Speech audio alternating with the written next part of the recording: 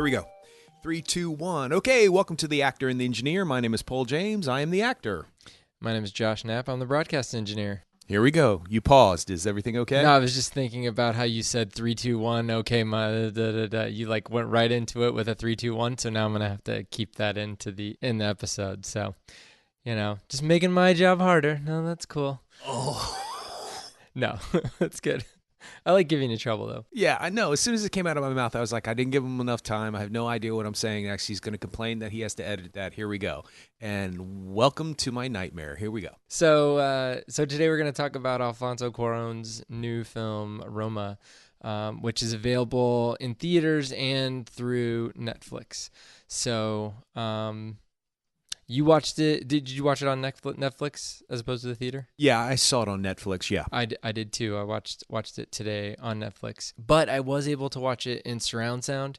And I'll give a brief description of the movie, I guess, and then I can kind of talk about why that's such a big deal to me.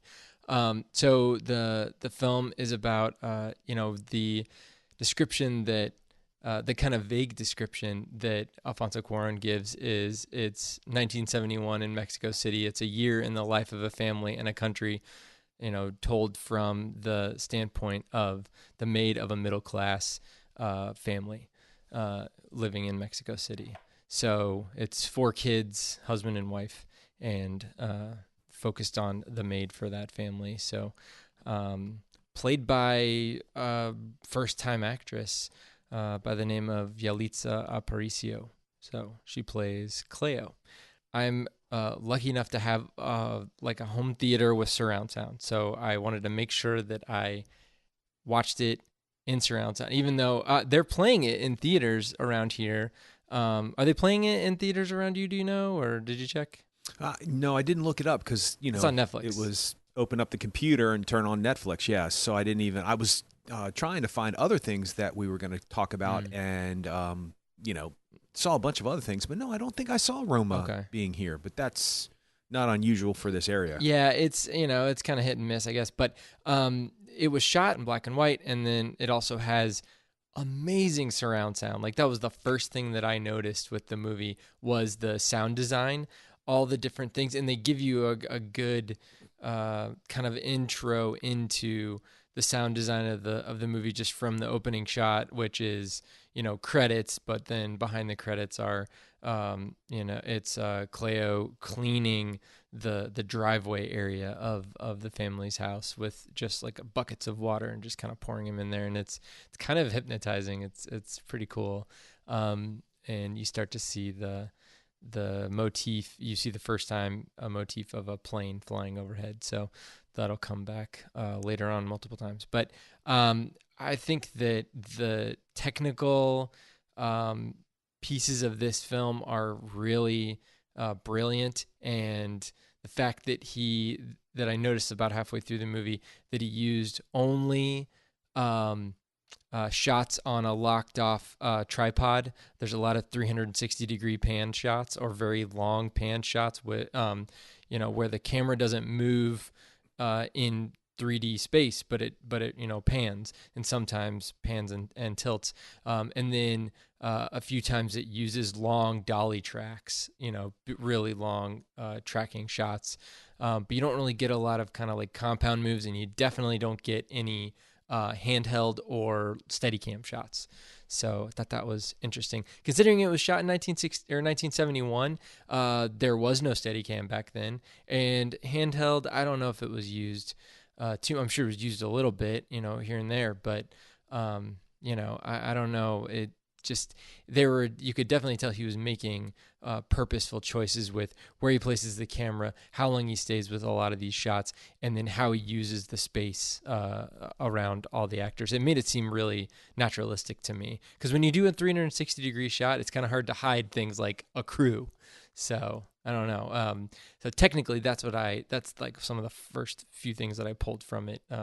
What did you get from it, like kind of initially? How did you feel about it? Well, at first it took me about 15, 20 minutes to get into the flow of the thing. I wasn't expecting it to be purposefully paced as slow as it was in the beginning of the film, and that's just me adjusting to it. And then it dawned on me how simple everything seemed, and it became an art form of simplicity. Everything is so broken down to its simplest form in this film. Um, all the way down to those 360-degree shots are just of dining rooms or living rooms or living spaces, and nothing extraordinary happens from, motion to motion. So at first it took me a little while, and then as the film solidified for me, I found it beautiful. I found the simplicity beautiful. I found the way that he was telling the story, where the audience does most of the work for the narrative. You have to figure out, when they're watching the movie, I'm skipping ahead a little bit, when the lead, Ingenue, and her boyfriend are watching the film, something is coming as an audience member, and you can't really figure out what it is, but he really doesn't tell you, and you have to fill it in yourself. And eventually you catch up to what he's trying to tell you. So it was a really wonderful experience. I understand why people are going, over the moon about this film. They're loving it. They're calling it one of the best films of the year.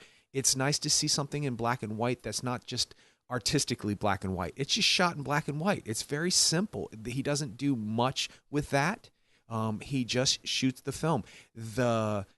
Some of the scenery and some of the, like when they go through the town, to see it back in the 1970s, what Mexico looked like back then, and how it just looks like an everyday part of actually this country. You can't really tell much other than the signs and some of the street vendors and stuff like that. You can tell, but you can't really tell a difference. Somebody who wasn't really paying attention might think that's, middle America.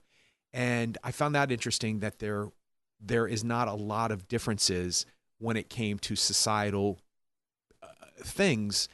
People still went to the movies, and those movie houses are beautiful. And instead of, doing some long tracking shot from the bottom of the theater all the way up to the top, to the back of their heads, he doesn't do that. He just locks the camera down, and it's literally just that one shot, and it's just them the whole entire time, which allows you to do a couple of things. It allows you to focus on what's going on in the actual scene between the two characters, but it also allows you to explore the scenery without taking away from what the characters are doing in the shot. And it also allows you to look at the movie and try to figure out if there's some kind of explanation why he chose that film. Is it some kind of meaningful thing towards what's going on in the scene now? And that beautiful old theater with all of those statues and everything on the sides of the screen is stunning. And you get to see it all because it's just locked down. It's just them two. And I thought that was great. So it's simplicity at its best. So I kind of loved it. Yeah, and for me, I think I was trying to figure out, like, why did he decide to shoot it in black and white? I think that it does a couple things, at least for me. It makes a lot of those kind of like locked off shots where only the main characters are moving, and a lot of times they're not even taking up most of the frame. It makes them look like photographs from that time.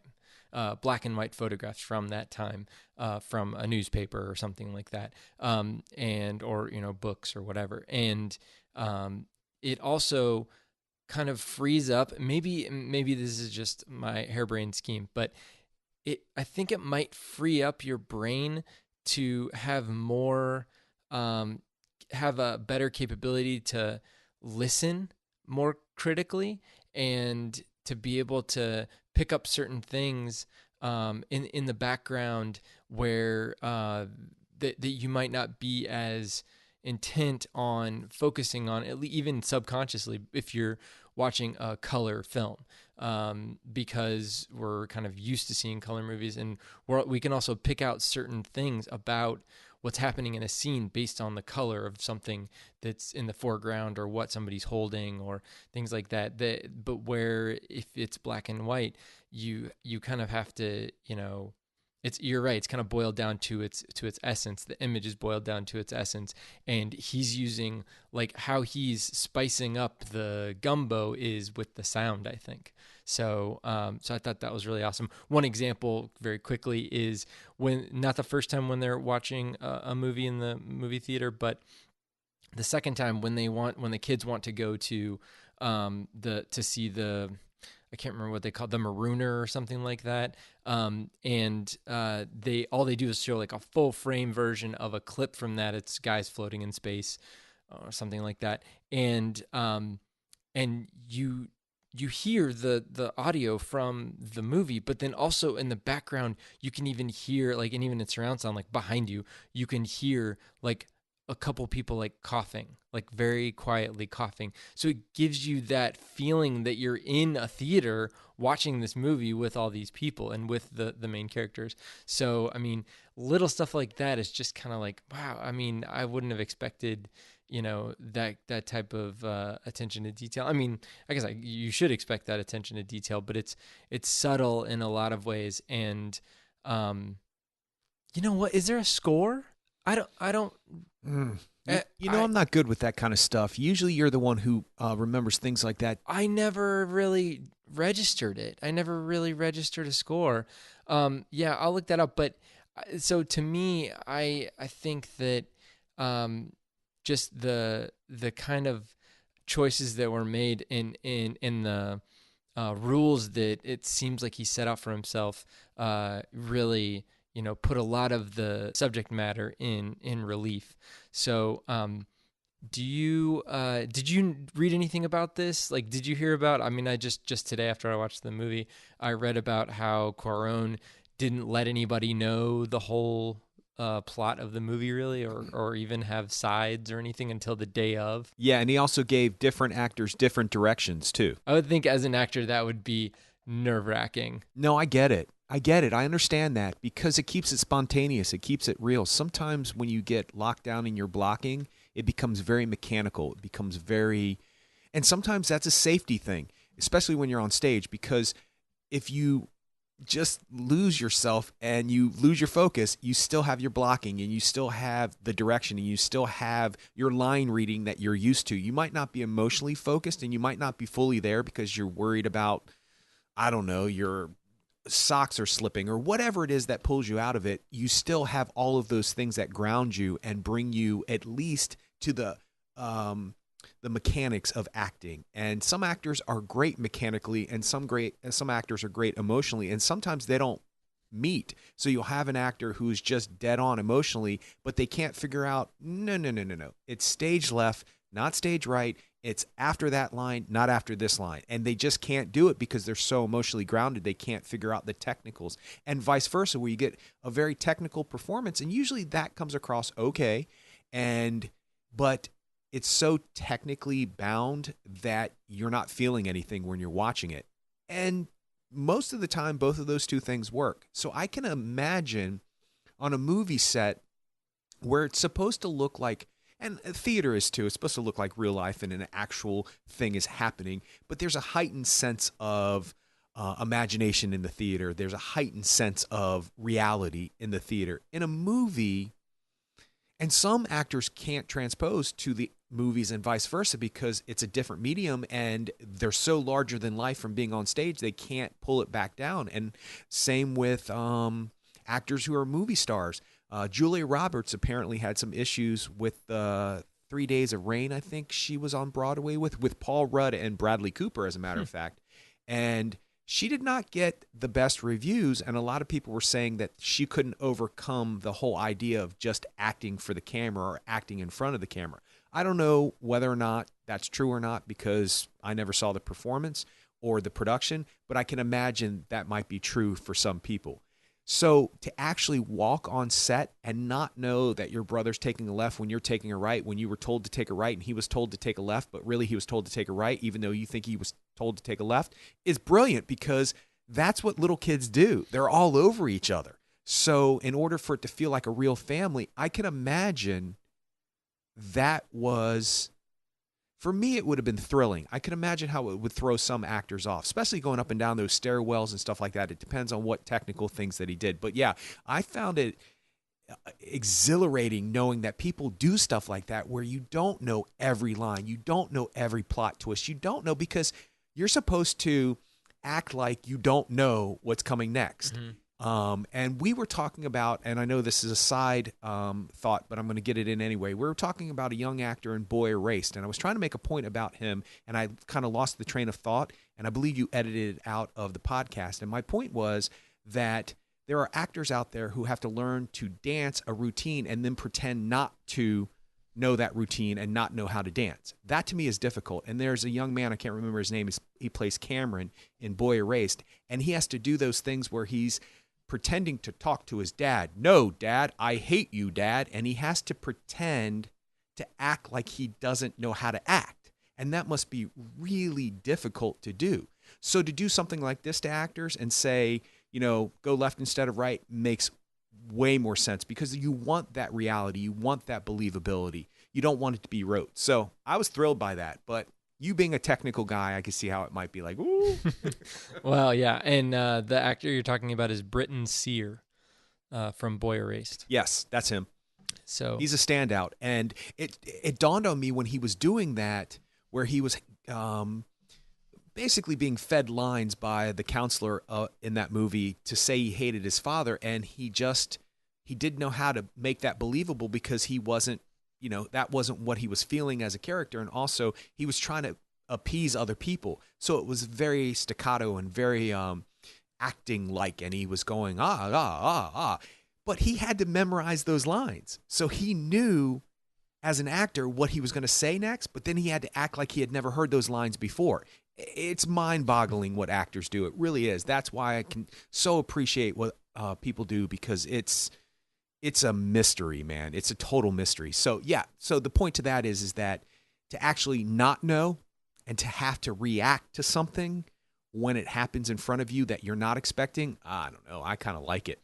Well, there's a scene I don't really want to get into too many spoilers right now, but there's a scene in the hospital that the main character, Cleo, is in. And I got a feeling during that scene, because it's, once again, locked off camera, and it goes on for a while, and a lot of stuff happens in this scene. It's very emotional scene, and I got that Captain Phillips feeling that we've talked about, the end of Captain Phillips, where it just seemed too real, like it was like not a fake thing. Like it did not seem like a fake thing. And so that just, I was like, this is crazy. And then I find out afterwards that Quaron told her that something was going to happen, that the outcome of that hospital scene was going to be different than what it was. And that she had to go through that. I mean, that must have been the first take, I guess, because he said that. Oh, they only shot, according to the stuff that I read, that scene has been shot one time, and that's it. They didn't do anything else. That was the one time that they shot it, and that was it. Because it is a locked-on camera, right? It's just of her on the side. Right. It's her in the foreground, and then there's other things going on in the background. And so the emotions that she goes through and how she has to deal with that, I couldn't imagine, especially for someone who's never been an actor before. I mean, she wouldn't even have like the toolkit to prepare her for something like that. But that's obviously what Quaron was looking for. So, I mean, he got it, I think. And I couldn't imagine. But he said after they shot that, he kind of came running over to her and was he was really kind of like sad that he had to put her through that he decided to put her through that. He didn't have to do any of this, but he was, really felt bad about it. And, and he started to kind of question. He's like, should I have done this? But I mean, he got a great performance in that particular scene, especially. So, I mean, there's other scenes that I would love to bring up. One of them is the introduction of the father, where they open up the garage door and he pulls in the vehicle, like pulls in their car, which, I mean, it is like such a, rock star stepping on the stage type of a thing. I did read that Quaron said got inspired by the spaceship landing on the moon in 2001: A Space Odyssey, which obviously not a direct, thing, but just the way that the kind of cutaway shots and the close-ups of, him with a cigarette and putting the car in drive and putting in reverse, and how tight the driveway is and how he has to get in there. I mean, it's just, and the kids watching him the whole time. I mean, it's a great intro to a character. Now it's kind of betrayed later on. I mean, men in this movie are not, well, I don't want to say they're not well characterized, but they don't do the greatest things in this movie. The male characters that are, the leads, or not leads, but that are the most prominent in this movie. But, yeah, I mean, the dad, that intro is just, you can see that is how those kids look at him. And they just absolutely, worship the ground that he walks on. You know what dawned on me is immediately I have, as of late, picked up on a lot of symbolization in a film, or symbolic things in a film. Symbolism. Why do I keep doing my own words? Anyway, the point is that I noticed immediately, why do they have such a big car for such a small garage? It doesn't really fit, and it takes such an effort to make it fit. So obviously, it's the filmmaker's way of telling us that this character only fits because he has to make an effort to fit into this family, into this garage, that kind of stuff. So it stuck out to me. So when what happens with the father happens, I was not that surprised, because it's already set up for you. When she's washing the floor in the beginning of the film, I was like, that's interesting. Why does she have to wash that floor? It's open air. Like, I know it doesn't rain a lot, but I mean, why? Okay, maybe she's just washing it because that's what, the people who live there want her to do. But then you realize it's because there's dog poop all over the place. And when you finally come out to the garage and you see dog, or whatever that's considered, and you see dog poop, I'm like, why are they not picking up the dog poop? That should be like a regular daily thing. Mm-hmm. That should be like a chore for the kids or something. That's ridiculous. But then you see the tire run over the poop, because you're not really sure what that is at first. You're like, okay, there's dogs and there's wetness on the floor, and she was washing the floor, but that doesn't necessarily mean that there's dog feces on the floor. But then he rolls over it and smushes it, and you're thinking, that's interesting. And I don't know if the symbol of that makes sense to a person on an intellectual level, but you definitely feel something when that happens. You feel, why is he bothering with this car in this big garage? Why do they not pick this up? And why does he have to smush it? And now it's forever. Somebody's going to walk in that. Like, it's obviously set up for you to feel not comfortable when the dad shows up. Yes, he's a rock star. Yes, the children love him, but he's out of place immediately, because everything is pointing you towards, doesn't fit in the garage, run over, dog poop, somebody's going to step in it. What's going on? He has to cross across the seat of the car to get out of the other door, and it's just not right. And you get this sense that something is not going well here, and that is great filmmaking, in my opinion. You know something, you feel something, you have an instinct about it, and then it turns out to be correct, and it's all because he set you up for it. So yeah, that's great. There's, my take on that, I guess, was like, that was just like, he wanted that big car, that big kind of like, muscle car type thing, as a Ford Galaxy. I don't know if we had those up here or not in the early 70s, but I don't know if it would necessarily be a status thing, but he's obviously a doctor. They established that fairly early on. But the ways that they pepper in, he ends up leaving, and they don't tell the kids, but the ways they pepper in, like, what's happening, you can obviously tell when he leaves that his wife is really distraught, and it seems like she's over exaggerating when he leaves to go on his, quote unquote, research trip. But she knows what's happening, and it's just, it's kind of crazy. That, I don't know. To me, it just seems like you got 4 kids and you want to go, what was the diving or something? Isn't that what they said? Like, he's he's interested I in thought he went to diving. Quebec to do some research. No, or no, something. they said Didn't he that, go but to? later on, the wife's on the phone and she's like, he's not sending us money, and he says that he said he's getting into diving and he's buying a bunch of diving equipment, and it's like, dude, come on. So I don't know. Like I said, men are just like not great in this movie Okay, because first of all, it's two men. It's two men that are subplots in this film that don't look well. Not all men, just two. The two that's characters true. that happen to set the things in motion. It's not like he's out there bashing men on the side of the streets.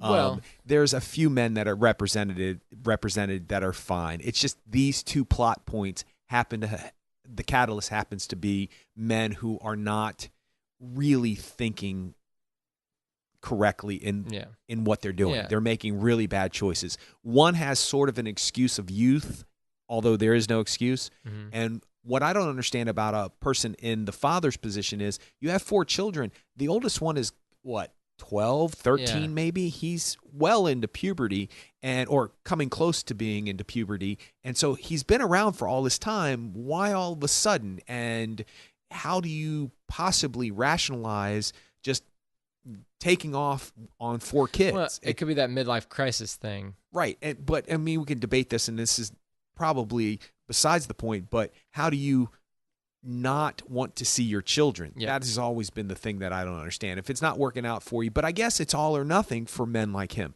It's all or nothing, midlife crisis or whatever. He doesn't want to play anymore, so he's done, and that means on every level he's done. He doesn't want to be there. He doesn't want to live there. He doesn't want to interact. He doesn't want to talk to the children, any of that stuff. So I guess that's the choice he made. I mean, Yeah. All right. So the other male character that we're talking about is Fermin, who's the boyfriend.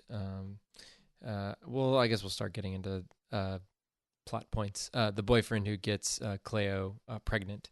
So, there's, I pretty much just want to talk about a lot of scenes because it is a lot of there's just multiple chunks of scenes throughout this movie, but they all kind of tie together. I think pretty well. The maternity ward, when she goes in there after she's to term, she's already dealt with. I mean, this was based on like the true story. I mean, it's supposed to be Alfonso Cuarón, his family, and focused on the woman who helped raise him, and that's who it was dedicated to at the end of the movie. It said for Lebo, and that's a shortening, I guess, of his maid's name when he was a kid. So I don't know if it really happened or not, if she was pregnant and she saw her baby daddy during the riots. And in 1971 there were riots that were named after that, the Corpus Christi massacre, because they happened on Corpus Christi, I guess, at the day of Corpus Christi. But and I guess the guy who impregnated her was part of this group of state-sanctioned, militants.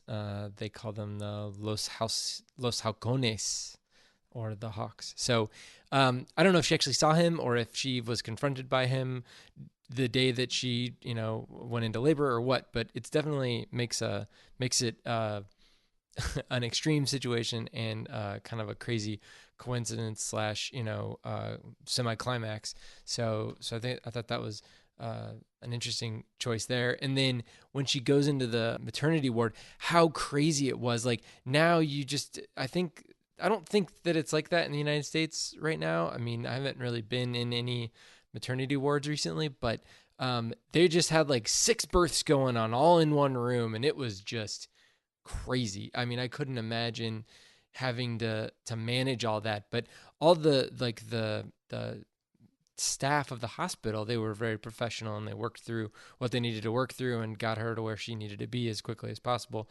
Got her to surgery. But still, I mean, that whole scene, like just the sounds and how you were just like completely enveloped in that, the chaos was just crazy and just disconcerting. And then they move her into the surgery suite, and it just gets worse from there. We already talked about that. But so yeah, that was one of the scenes that I at least wanted to bring up, because I mean, I am amazed. I did check. There's no credited composer on this movie. So there's music supervisor, but they used music, in the movie. So there had to be a music supervisor or somebody to get the releases on all those songs and stuff. But it doesn't look like there was an actual score on this. So I mean, that's crazy. But so, are there any scenes that stood out to you? Yeah, it's one of those films that, when I was watching it, it dawned on me that I'm going to be thinking about certain things for the rest of my life because of this film. And when she first finds out that she's pregnant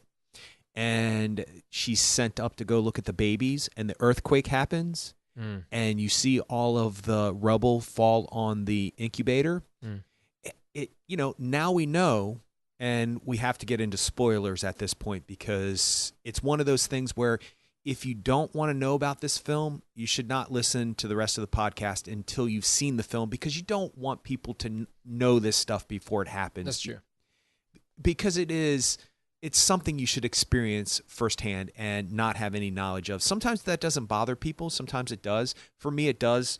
If I know something, I'll be thinking about it. A lot of times with great films like this, even if I knew about it, the effect is not minimalized because it's done so well. So I remember thinking to myself, that image of the incubator with all of the rubble on top of it from the other side of the window, it's sort of a reflection almost, was mesmerizing to me, because I thought, two completely contradictory things in one shot. You have a newborn baby who's actually struggling because they're in an incubator. It could be for a lot of various reasons. It could be just the baby has something that they want to make sure, or don't want them to get something. It's not necessarily a devastating thing, but it's new life. And then this rubble falls on top of it, this earthquake, this destruction falls on top of it. And I thought, what a brilliant image. New life and destruction all at the same time. And then, of course, later on, when everything goes the way that it does, you realize that's really foreshadowing. That's really something he's setting the audience up for, to say, hey, something's coming, be prepared for it.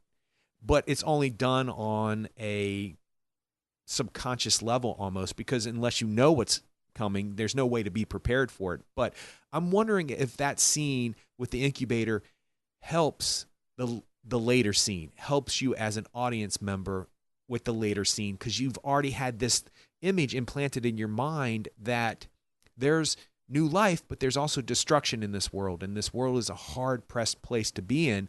And even though this is a beautiful thing, there's a lot of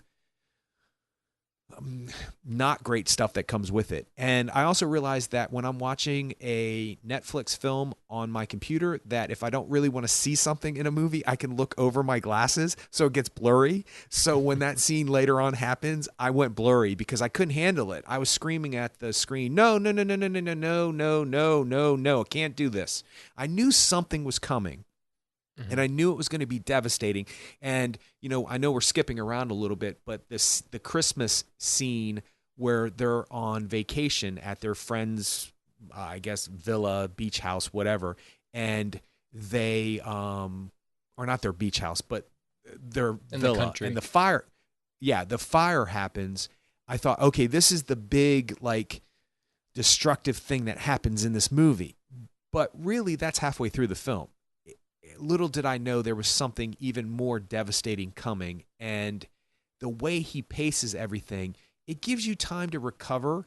It gives you time to understand, and it gives you time to move on past whatever's happening. But I don't think you're ever going to be psychologically ready for something like that as a situation in life, or as an audience member. It's hard to do. So there are many scenes that are setting you up for something in the future in this movie that you don't even know are almost there as helping hands for you to get through later on. So just that incubator with the stones on top of it just was crazy. And another shot that I thought was crazy, and it's actually a whole sequence, when she does see the father of her baby in that scene where they run into that department store or whatever they're in. Mm-hmm. That whole shot is very interesting because it's from her perspective at the window, but then he does this thing where he wraps around and shows her at the same time and then comes back behind her, and then you see the whole long hallway or whatever it is, the department store layout, and you're thinking, that's the whole way that that's shot. It seems to magnify and also desensitize an audience to it at the same time, because the way that when they run in and they're shooting at people and they're shooting at somebody in particular and they run through the department store and then the person kind of runs out of frame over to the left. Well, it's not out of frame, but he's behind like a pillar or something. He's in a wardrobe. Yeah. Oh, that's what. Yeah. It's interesting because you know what's happening, but at the same time, he's kind of, sparing you from that. It's really crazy. And then that whole way he does the reveal that that's the father of the baby, and that's the only other time that, she, other than when they have their romantic interlude, and then later on when she goes to go visit him, and then this happens.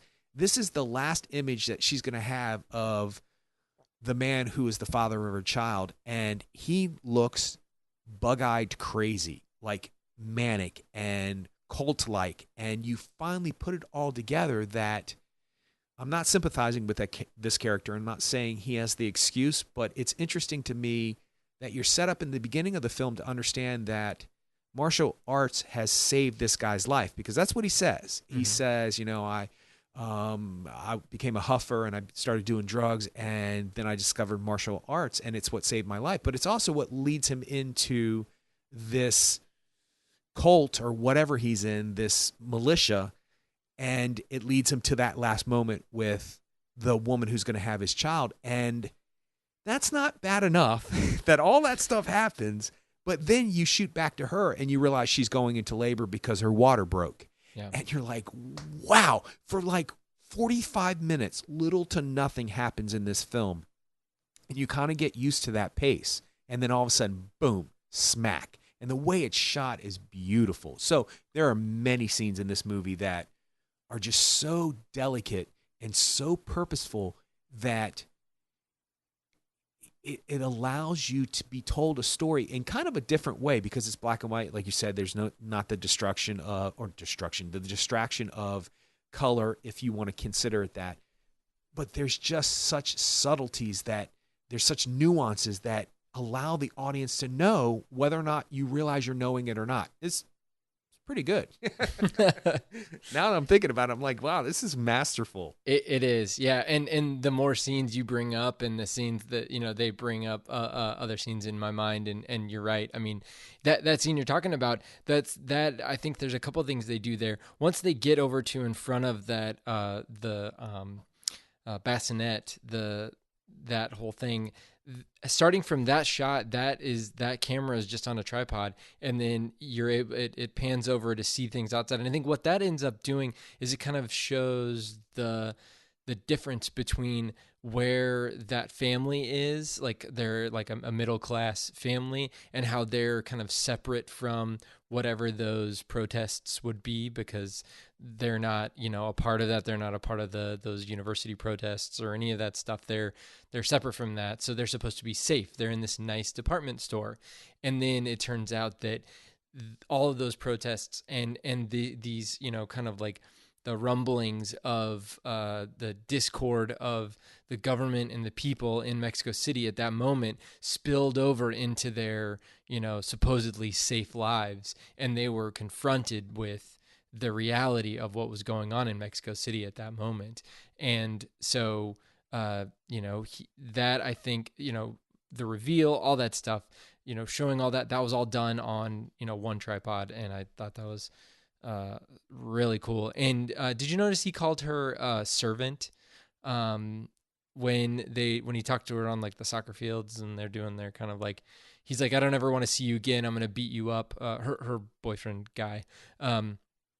And then he said, I would never be with you, and called her a servant, because he is, it feels like she's at a, I don't know, either a lower station than him, or that she's not on the same level as as what he's doing at that moment, which is, representing, a small, wing of the government, or, a small, special group of the government. So, I don't know. There's definitely a lot of class stuff going on, and you get to see that happen a few times. They're all sitting down watching a show, and then she kind of like sits down after, as she's cleaning up all the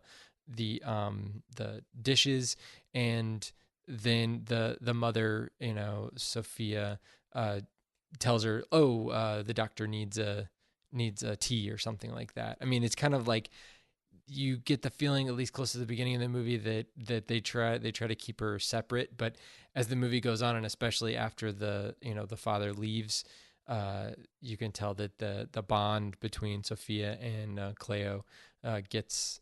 I mean, she definitely becomes more of a part of their family. So I'm gonna bring up the last kind of climactic scene, and it's on the beach where the mother kind of goes away, and then so she says that Cleo is responsible for taking care of the three kids, and you kind of know something crazy is going to happen. But the way, and she's also set up that she doesn't swim, so there's stakes there being set up. But the way that is shot, in once again doing the kind of like, on a pan, it's panning a lot, but it also is on a dolly track, and they purposefully, Alfonso Cuarón does not show you certain things. All we see, we're focused on Cleo the whole time, dealing with the young Pepe and getting him back to shore. And then as she realizes that the other kids are going out, she has to kind of like walk out towards, and she's kind of walking out slowly, and then starts to walk out a little bit faster towards the water. And then she keeps walking out into the water. Did you notice that the camera just kept on that dolly track as she walked out into the water? And even at one point, the water just kind of like, splashed over the camera even. And I thought that was amazing, because it feels like natural storytelling, and you feel like the camera should be moving there. But when you think about the logistics of having a camera on a level dolly track going out into the ocean, like that's something that you have to, I mean, that takes a lot of planning, and it takes all kinds of, you have to really, want to do that. It's not just like, oh, we'll just do a handheld camera and we'll kind of float around in the water. No, I mean, this was like a real, they wanted to give the audience, I think he wanted to give the audience this kind of like consistent focus on Cleo, and wanted to keep that focus on her, and only reveal certain things. I don't know how they had the kids kind of pop up when they did, because you kind of like almost see one kid, and then you do see one kid, and you're trying to figure out if the kid's alive even, and then you're like, the kid comes together with her. I mean, like, I don't know, logistically, especially if they don't know what's supposed to happen in the scene, logistically, like, I don't know how you don't like plan that scene out perfectly. I was even thinking, like, did they have the kids like, floating out there like on, surfboards or something, with like another person with a, life jacket or something? Like, there's all kinds of things they could have done to make it work. But I mean, that it's that kind of stuff that, I mean, there's purposeful camera motion, and it's all for the character's sake, and it's all to build tension, and then to help to release that tension. And then that's all one shot. It's probably like a 6 or 7 minute shot. Maybe it's a 6-minute shot where, she goes out, gets the kids, goes back in, they all kind of collapse right on the beach, and then the mother comes over, and then they all kind of hug, and there's that really great, and the sun's behind them. I mean, it's a great shot. I mean, even that kind of like end shot, and that's when she realizes, and she verbalizes, that's when Cleo verbalizes that she didn't want to have her baby, and she feels guilty now for that her baby died, or that her baby was dead when it was born. So I mean, that's a lot to go through, and the fact that she feels, number one, I guess, comfortable enough to verbalize that with the family that she is with right now, and that all, I think, was hopefully cathartic for that character. But the technical side of that is just masterful, and I think it does it for a good reason, not just to show off. So how did they do it? Did they put all of those tracks all the way down the beach and all the way in the water and just roll it down and just do it I'm in the water and pretty everything? darn sure. So they probably had a housing around the camera that was waterproof, but then they had just kind of like you would build a dock where you actually have to drive poles into the sand, like deep enough into the water and the sand to keep them, sturdy. And then you build this dolly track going out there. It kind of looks like a train track. And then the camera sits on this little trolley, and then, well, it's called a dolly, but the camera sits on a dolly. And then you can either control that, through a motor and pulleys and stuff, which is probably what they did. Or you can have like a person pushing it, which they probably didn't do because it's kind of sitting out in the water there. But it was probably, motion controlled with motors and stuff. But yeah, they probably had the camera go all the way out there, and they had the ability to remotely pan, tilt, and zoom it and all that stuff. And then, they pulled it back in, and they kept that all in one shot. So, I mean, I don't know, there's some really great shots, like even technical things. I think there was some CGI in this because when after the field burns, when they're in the whatever, the summer home or winter home, out in the boonies, the kids are kind of walking around in those fields, and one of the kids picks up a lizard and then like puts it back down, and then the lizard kind of runs across the field, and it's a close up on the lizard, and it's also the camera is on a dolly, and the camera is tracking with the lizard, and then the kid bends down and picks up the lizard like just at the right time, and you get to see things like that go.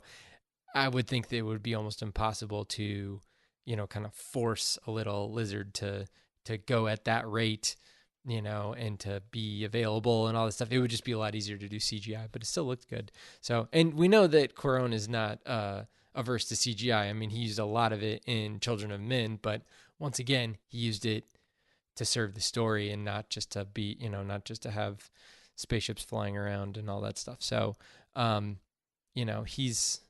Well, Gravity is one. He obviously has spaceships flying around in that, but yes, that was very practical. Yeah. Though a lot of the stuff that they did, for the actors in there was very practical. They just had a bunch of lights and stuff around them, and they moved the cameras instead of moving the characters. So it was, or moving the actors. So that was really smart. But yeah, I mean, it's just, I think he uses it when he needs to, but he does it, to get these great shots. I also read in an interview, it was like a Guardian interview, he said that purposefully there were times when he wanted to set up a camera in a certain way or set up a shot in a certain way, and then he realized that he was doing that as kind of like an unintentional homage to another filmmaker, and he purposefully would break those down and say, we're not going to do it this way. We're going to do it another way. We're going to shoot it this way. We're going to shoot it at this angle, or we're going to shoot it with this lens. And it sounds like he feels like now he needs to challenge himself. He needs to become his own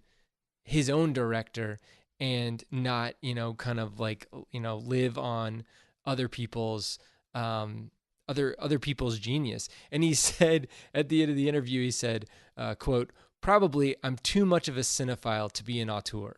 So he's so ingrained in cinema and has seen all of these amazing movies and has, committed them to memory to the point where when he's out making a movie, his first instinct is to shoot a shot in the way that, Spielberg, or that, I mean, he brings up a bunch of other filmmakers that he loves, that would be his go-to, is to shoot him like one of his heroes shoots it, but now he's purposefully pushing against that. So, I mean, he's at a good spot where he can do that and definitely get away with it, because I think this movie was great. Well, going back to the beach scene and the children in the ocean, that scene from moment one is set up to something is not right here. You can feel that something is not going to go well. And then when she's like, "Oh, just watch the children," and they want to get closer, and let us just stay at the shore and swim, and then they bring up she can't swim. I'm like, this is not good. It's just not good. So all that technical stuff that they do to set up that shot actually adds to the tension of the scene, because you are in that water with them, And because it is such a steady shot, it's unnerving. If it was a handheld camera, you can almost pull yourself out of it and know that this is being filmed and know that you're watching something. But because it's on that dolly and because it's so locked down and so steady that you can't escape from it. So it builds this tension and this anxiety during it, and the fact that she's getting further and further, and she's a tiny little person to begin with. So you're like, how far away are those kids? And then you're right. I don't know how they did it, but that little kid bops up out of nowhere, and that little kid is in that shot. So he must have swam underneath the water and bopped up there off camera. I'm not sure how they did that. You're absolutely right. And then the child disappears again. And then comes back up, and you can actually see that she's physically fighting to a degree with the first child that she's already come to, because the child's trying to pull her down with him. And so she's trying to stay afloat and still trying to, keep a hold of him. So maybe he was told as an actor, try to pull her back down, try to pull her in. And she was told, no, don't ever do anything until you get the other kid. Who knows? So that leads us back to telling people different things, because it adds to exactly what would happen. That little kid would have been so scared, and once he was secured with another human being, would have pushed and pulled her in a direction to get them out of that water, irregardless of trying to save his sibling. So it adds to so much tension. It's ridiculous. And I think there's a couple other shots where CGI plays in. There's a shot where they're moving across the dining room or living room, and they go in front of all of those bookshelves, and there's no way that the camera would not have been seen in that shot. I can't specifically think of when it was. So they had to have CGI'd the crew out at that point, or at least the camera, because the camera could have, I guess, been remotely operated, but it had to have been taken out. So he is a master of CGI, because we've learned that, and he does it very well. Because of the Harry Potter film and Gravity, he's, into that kind of stuff, and he works with it well. But you're right, he's a practical CGI user. If it makes sense for the scene, let's use it. Let's not put something in that is just cool because it looks cool. He does it purposefully. And I guess it answers the question to a degree, can a director, in this instant, Alfonso Cuarón, can he go from semi-mainstream success, and some might say extreme mainstream success, from doing a Harry Potter film and it being considered critically one of the best of the series? And although I have some issues with that film because I love that book, but that's besides the point. They just left some stuff out. It's not his fault. They just left some stuff out. Anyway, to winning the Oscar for a box office success. I mean, that movie made a lot of money with huge stars. Can you go back and do something simple? Can you bring it back down to what it was like to be an independent film director? Can you bring it back down to something that is not relying on anything except for narrative, filmmaking, storytelling, and that's it? Can you do that? And obviously the answer is yes, because this film is beautiful. It has a melody about it that is unusual in Hollywood. It's purposefully slow-paced, but it's also purposely slow-paced to tell the narrative. So can you go and, I'm not saying go, retro or go back into your past and become an independent filmmaker, but this is definitely simplified compared to a lot of his other films, or where he should be going at this point. Because if you think about it, and this just happens to be the comparison because, it's 2 times in a row, and then Alfonso Cuarón. No, it was Alejandro González Iñárritu, and then he won it again, and then Alfonso Cuarón, I can't remember, won it after him. But the point to that is that, he went from Birdman to The Revenant, which was huge and epic and had these huge stars in it and was this big film, and it had a lot of CGI effects, which don't fare as well in the long run. But can you go back? And the answer is yes, because this film proves it. that if any director feels like he's stuck now doing something that Hollywood wants him to do, obviously they're not, because he completes the task. And it's really well told, and it's just simple in its nature. And you can't do anything but applaud that, because he could have easily gone and done, who knows, some big action film. And he's done a big action film already. You know, the Harry Potter film that he does has a lot of stuff going on in it. So he's capable of it.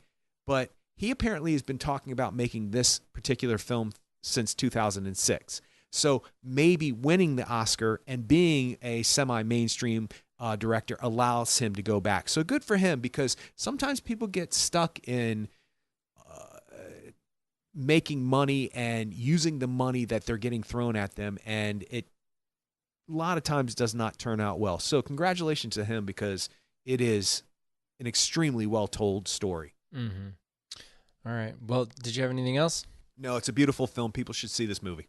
And I think it's going to happen this year, where he's probably going to get nominated for director, but that's it. I don't think picture's going to get nominated. I don't think any of the actors will get nominated. And a lot of times, I mean, that has happened, but it's only happened, I think, once in Oscar history that the director was nominated and nothing else was nominated, and he won. I can't remember when.